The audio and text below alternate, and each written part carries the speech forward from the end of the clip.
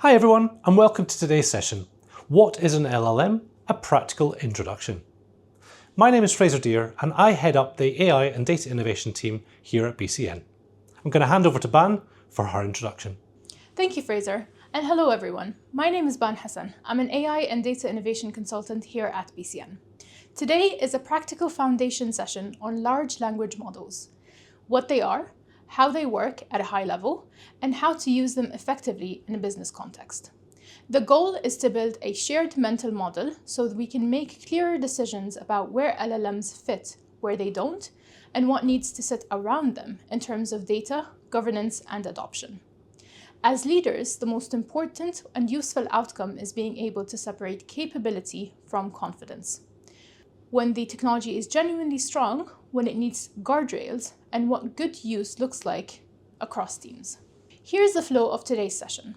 We'll start with a mental model, so how to think about an LLM, so expectations stay realistic and also useful. Then we'll look at how it works, including tokenization, next token prediction, and because those mechanisms explain most of the behaviors you see in real usage.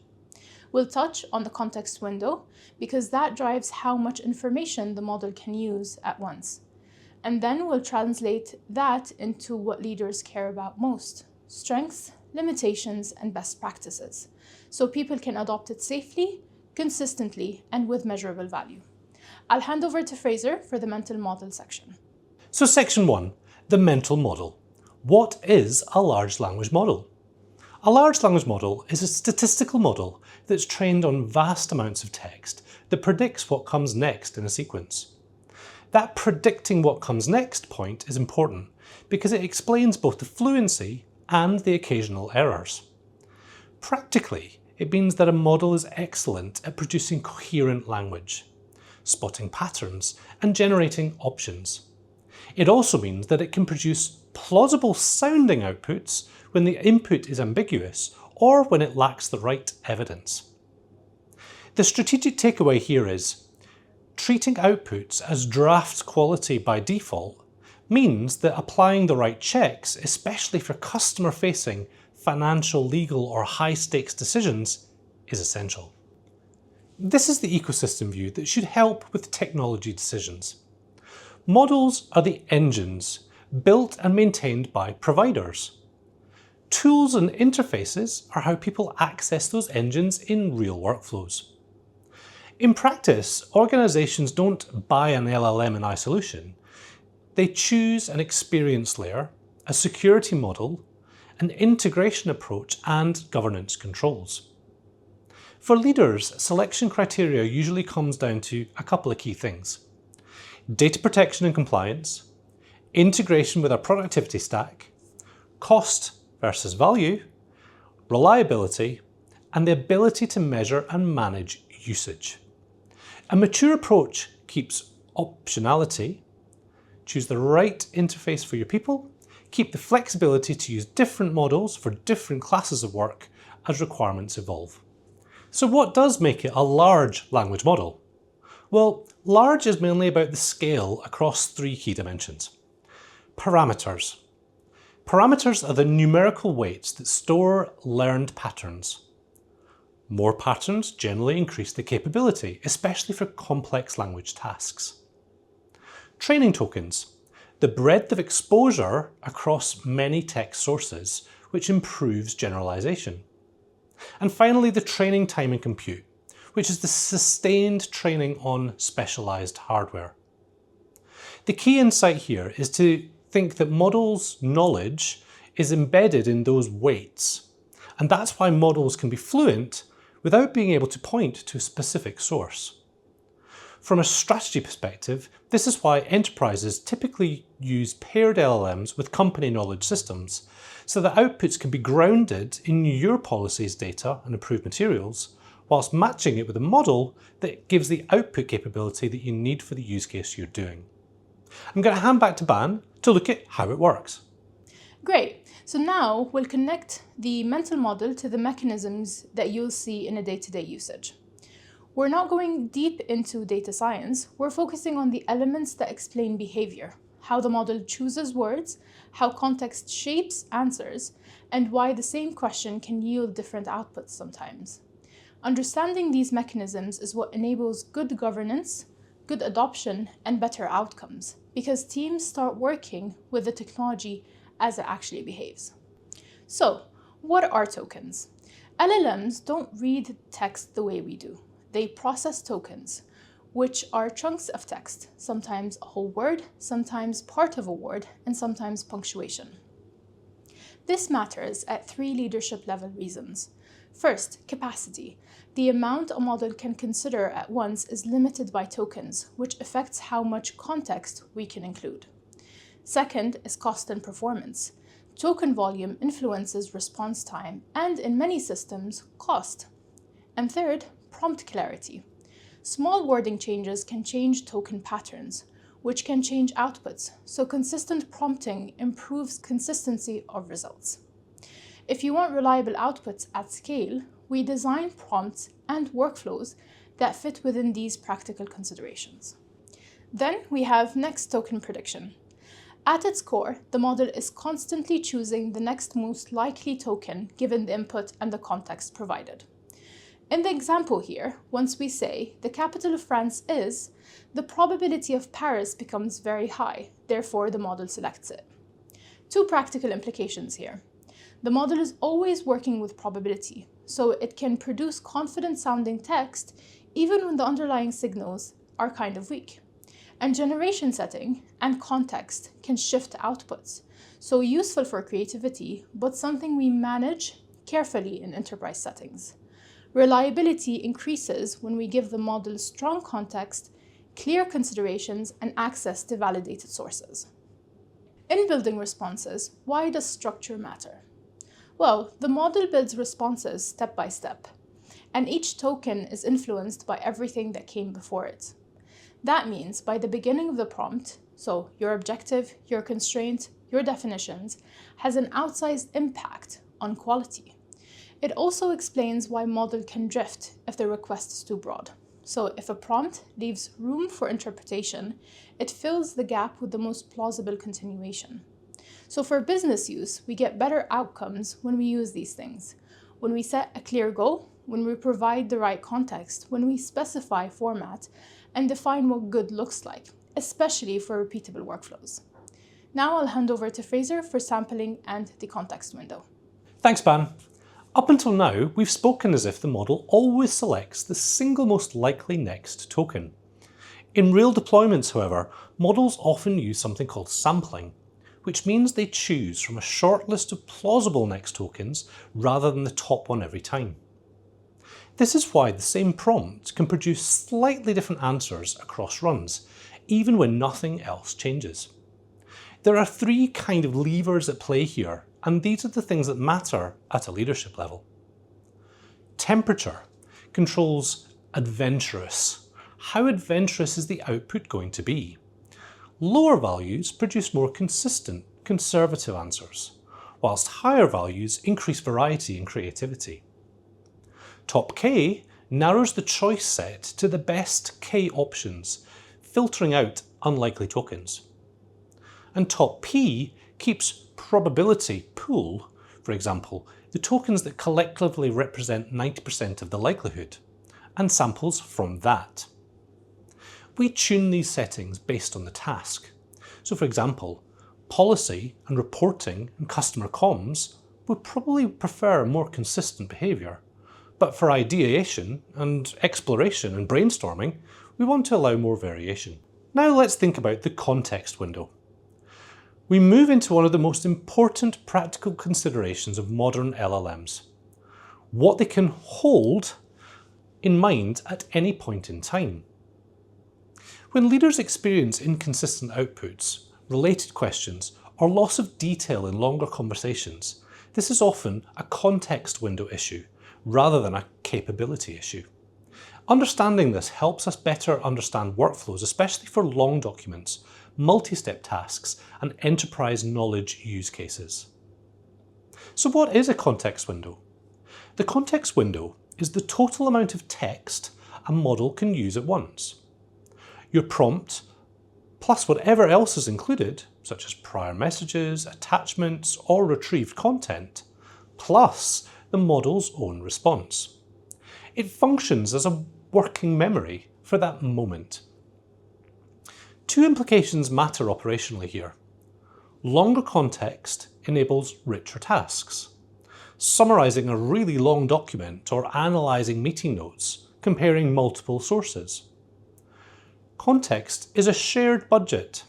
The more you include, the less space you have for the model to respond, and the more you need to deliberate about what truly is relevant.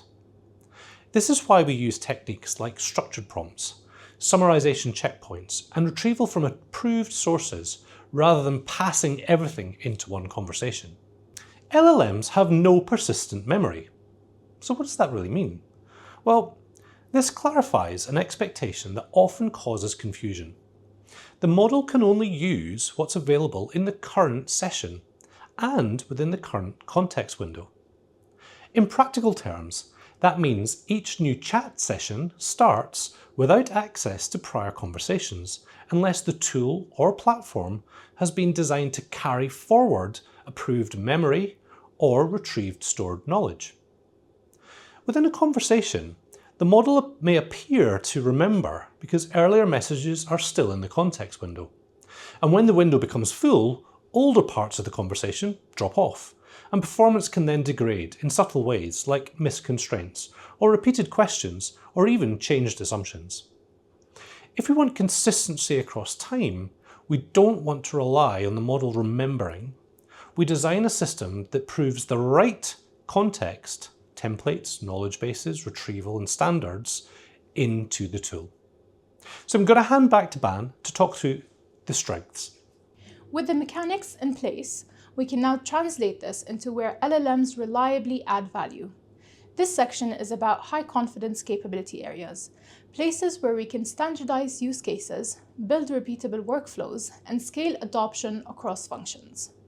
The most effective programs focus on a small number of high-value patterns and turn them into habits, guidance, and reusable prompt assets. So, what do LLMs excel at? These are the capability clusters you'll see repeated across departments. Things like writing, brainstorming, explanation, analysis, transformation, and also code support. These strengths map really well to knowledge work. We get the best return on investment when we embed them into daily workflows with lightweight governance and clear usage boundaries. I'll hand over to Fraser for limitation and hallucinations. Thanks, Ban. To scale responsibly, we need equal clarity on the limitations. Most risk events within LLMs come from a mismatch between perceived capability and actual reliability, especially when outputs are taken as final rather than treated as draft quality reasoning. This section frames the main failure mode leaders should expect, and the guardrails that reduce both operational risk and reputational risk. There are several predictable areas where models can struggle. Factual accuracy, mathematics and extracting reasoning, real-time information and things like logic consistency. For example, if I asked a model, there's a car wash 100 metres away, should I walk or should I drive? The LLM might respond, well, walk, it's only 100 metres. But the catch is, you can't walk to the car wash. You need to take the car to the car wash. And an LLM might not spot that. Counting and citations can also be problems. There's loads of YouTube videos where you're asking an LLM to do a simple calculation and it can get it wrong. These are known and manageable issues, and we can manage them by choosing the right use cases and pairing it with the right LLM, controlling inputs and building verifications into the actual workflows. At the moment, there's no one LLM that can do all of these things, but the key thing here is yet. There absolutely will be, it's just a matter of time. Hallucination is the term used when models generate plausible sounding information that isn't true or isn't supported by the evidence. There are numerous cases in the media today that describe this exact use case. This happens because the model is optimized for the most likely continuation of text, not for truth verification. When the prompt hits gaps, missing data, unclear scope, or ambiguous requirements, The model will still produce an answer and fill in the gaps with patterns that resemble what seems likely during its training. This is why confidence in the wording doesn't reliably indicate correctness. Governance principles here are that we need to decide on what we accept the model outputs as suggestions, where we require human review, and where we require grounding in approved sources only. So how do we address these hallucinations? Well, mitigation is about layers of defence. In mature deployments, we don't rely on a single control, we combine different methods. The first would be prompt engineering. Clear objectives, constraints, and required output formats reduce ambiguity and reduce drift. Ensuring we've got a human in the loop is also another layer, because for decisions that may be impacting external communications or regulated content, having a human make that final decision is essential. The guardrails that you apply to the agent or agentic solution could bind policy controls and safety filters to reduce inappropriate or non-compliant content and keep usage within agreed boundaries.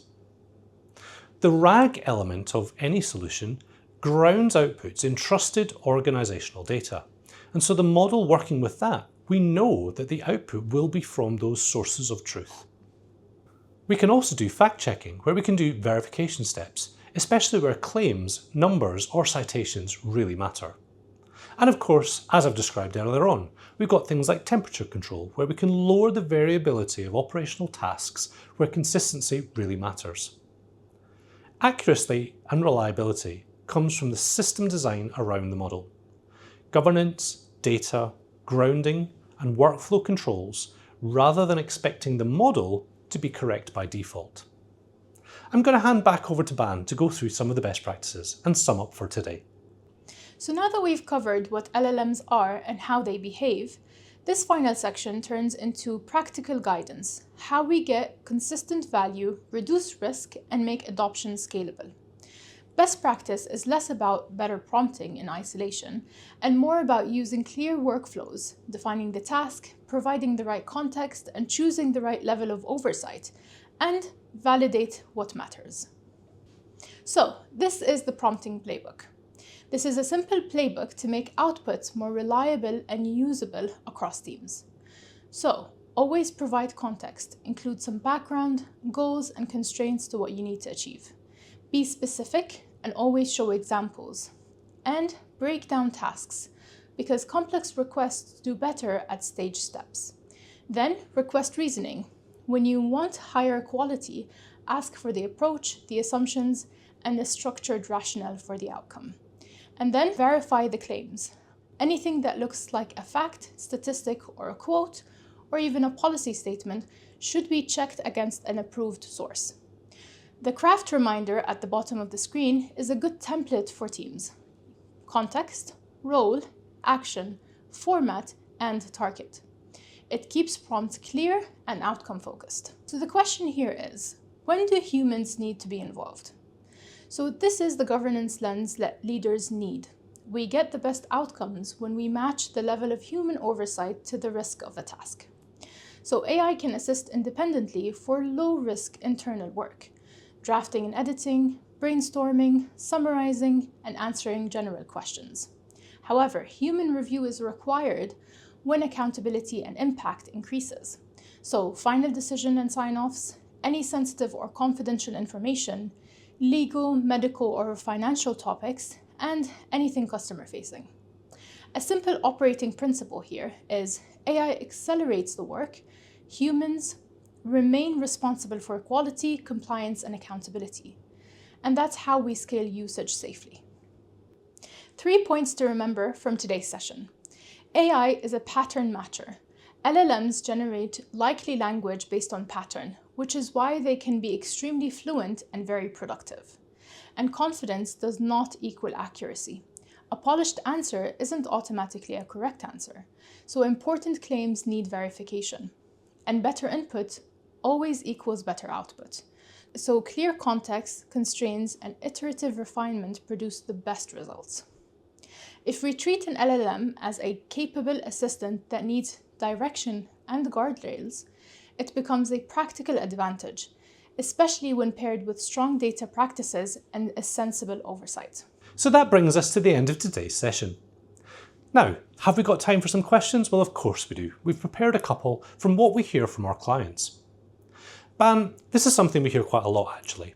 Someone's got a use case in mind and they want to know which model or which tool to use for each one. How do you think about that? What model is the right model for a specific use case? Well, Fraser, we have over 11,000 models currently in Azure Foundry. So when we consider a model, we need to look at the risk and assurance, and if this model is going to affect our clients, and we look at the cost to value and scalability of the model.